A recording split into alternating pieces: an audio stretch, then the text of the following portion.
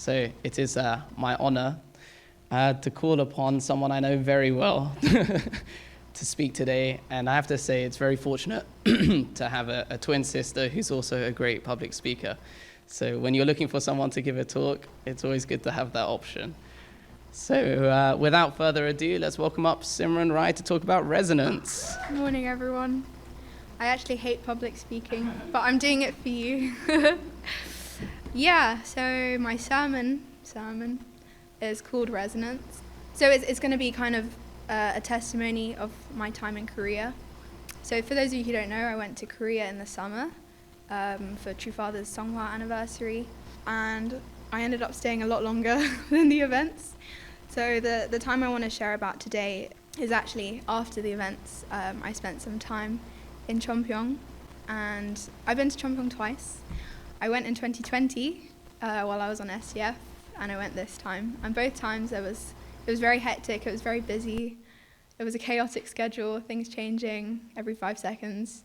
And then when the events finished, it was suddenly like polar opposite, drastic.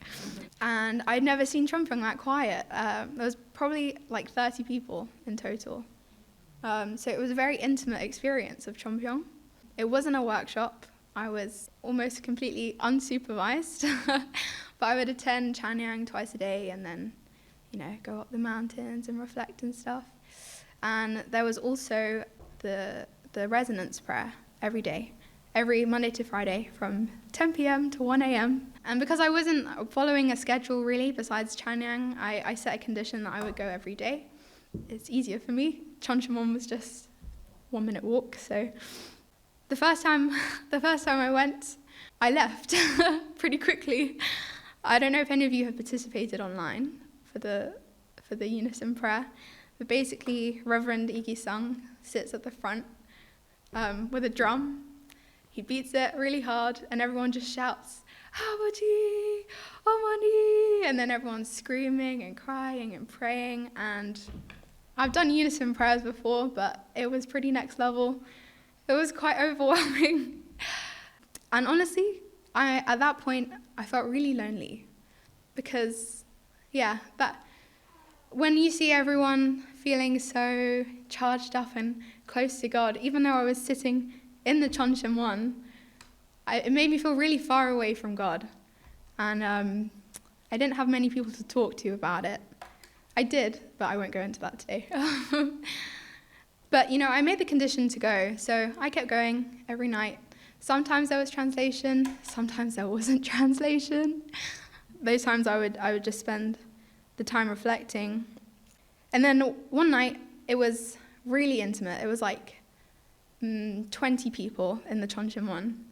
So we're all sitting around Reverend Igi-sung, and he's doing his kind of daily reflection.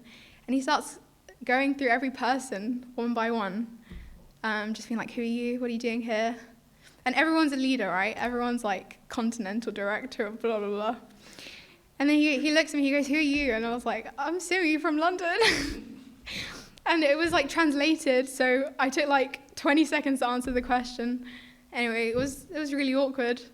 And I felt a little bit confronted, just because I still felt I didn't really belong there in that scene. I didn't want to sit at the front, or be noticed too much. And then he looked me in the eyes and he was like, you can't just be here for 21 days. You need to learn something. That was the translation. It's like simple, but it was like, oh. It was I don't know, I felt very confronted in some way. And usually right after the prayer vigil, everyone just hits the hay. Everyone's like really exhausted. But I actually stayed behind that night. Even after the 3 hours of praying, I wanted to pray alone. So it was 1 a.m. and I was praying by myself, and I was just thinking, what is resonance prayer? Like, what does that mean to me?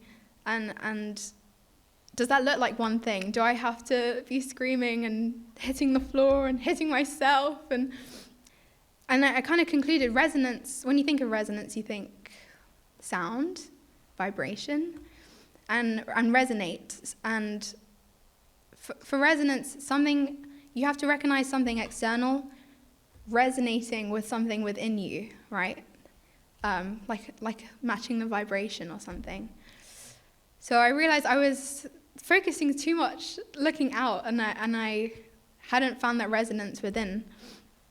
And when I could find that, it was like a 180. It was a very powerful experience, the resonance prayer. So I'm happy to tell Reverend Igi-sung that I could learn something. So recognizing this vibration within that is kind of stimulated and in harmony with something external, being part of that whole. I think the message that I wanted to give to you guys today is to find your own resonance, like match the.